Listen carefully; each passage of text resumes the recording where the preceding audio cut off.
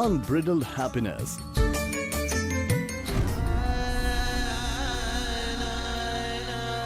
Tears, overwhelming emotions,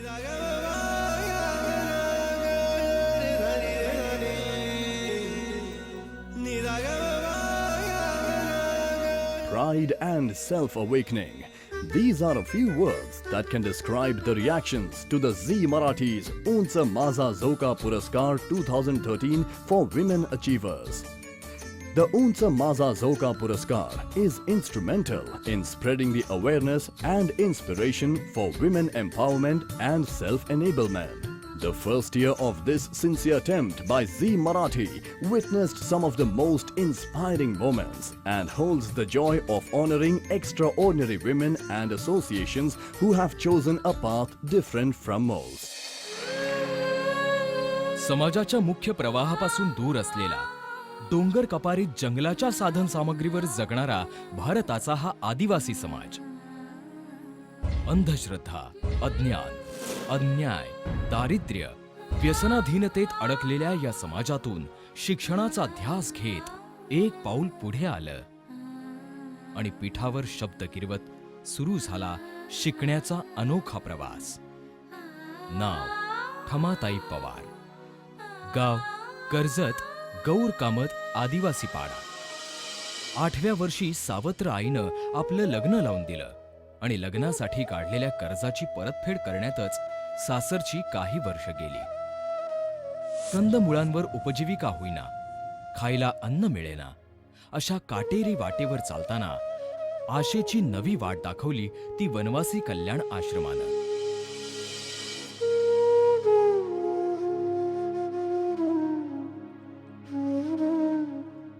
आश्रमात भाकऱ्या करण्याचं काम मिळालं आणि थापल्या जाणाऱ्या प्रत्येक भाकरीसह मिळू लागलं बाळकडू आदिवासी समस्या निवारणाचं. आपल्या मधाळ वाणीनं आपल्या आदिवासी समाजाशी संवाद साधत आपण त्यांच्या कोरड्या डोळ्यात शिक्षणाचं स्वप्न दिलं. पाड्या पाड्यातून अविरत पायपीट करत आदिवासी समाजाला शिक्षणाची सोनेरी वाट दाखवण्याच्या आपल्या निष्ठेला मानाचा मुजरा करत झी मराठीतर्फे आपल्याला उंच माझा झोका पुरस्कार सन्मानपूर्वक प्रदान करण्यात येत आहे.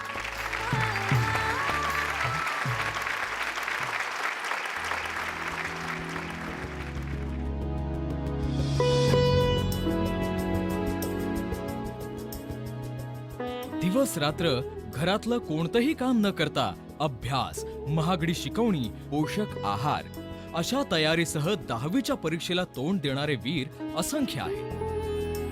पण याच गर्दीतून एक वीरांगना वेगळी ओळखली गेली. मुलगी बालवाडीत शिकत असताना तिच्या ह्या आईनं रात्रशाळेत जाऊन 10वीच्या परीक्षेत 91% टप्पा गाठला. या आईचं नाव अनुराधा चव्हाण. वरळी नाक्यावरच्या प्रेमनगर चाळीत 8 बाय 10 फुटाच्या खोलीत आपण मोठ्या झालात.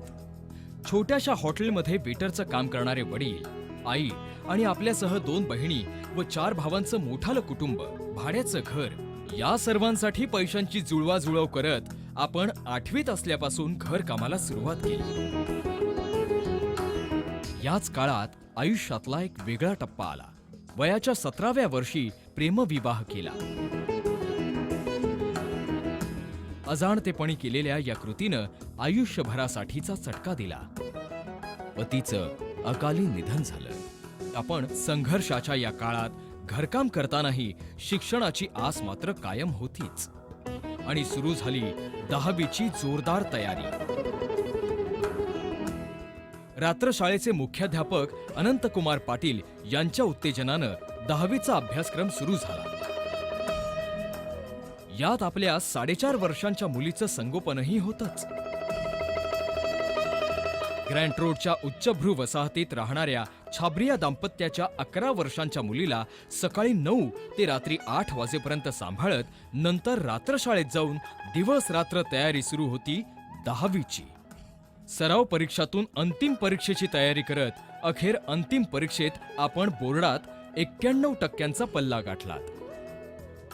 भविष्यात बँकेत नोकरी करण्याच्या इच्छेने आपण घरकाम कुटुंब आणि शिक्षण अशी तारेवरली कसरत सुरूच ठेवली आहे.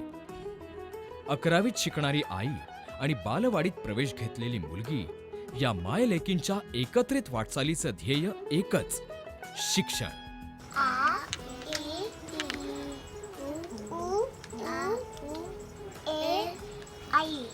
अवेळी प्रेमात पडून फसलेल्या आणि आर्थिक चणचणीमुळे अर्धवट शिक्षण टाकणाऱ्या मुलींसाठी अनुराधाची जिद्द आणि शिकण्याचा ध्यास नक्कीच प्रेरणादायी ठरेल.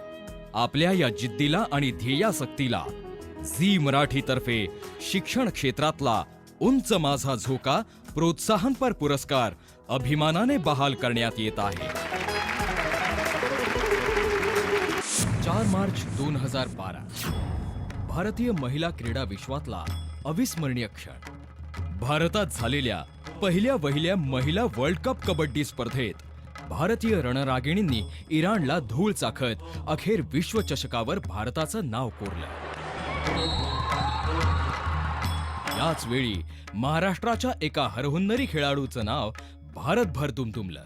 भारतीय विश्वचषक विजेत्या संघाची उपकर्णधार दीपिका जोसेफ. पुण्याच्या पौड येथील केळेवाडी या स्लम भागात आपल्या आई आणि भावासोबत राहणाऱ्या दीपिकाचा इथवरला प्रवास कबड्डी इतकाच श्वास रोखणारा होता. लहान वयात वडिलांचं छत्र हरवलं. आईनं शिवणकाम करत लहानाचं मोठं केलं. मुलांची शिकवणी केली. आपण कबड्डी न खेळता इतर दुसऱ्या प्रसिद्ध खेळात जावं किंवा अभ्यास करावा, शिकावं अशा इच्छेने आईचा तीव्र विरोध सहन करत आपण कबड्डी खेळाशी एकनिष्ठ राहिलात.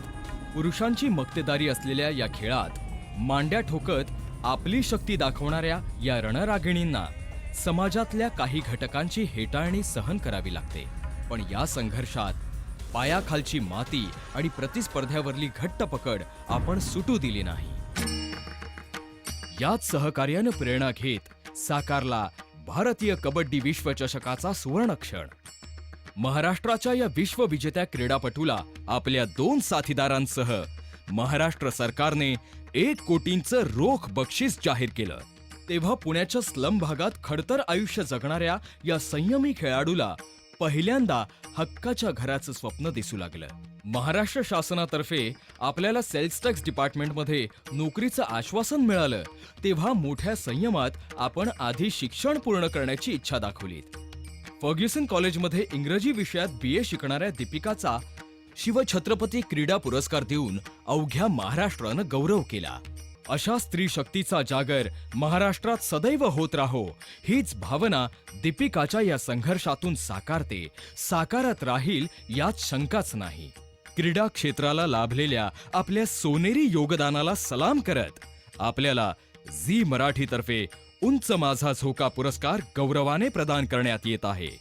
आपल्या या कारकिर्दीला झी मराठीचा मानाचा मुजरा.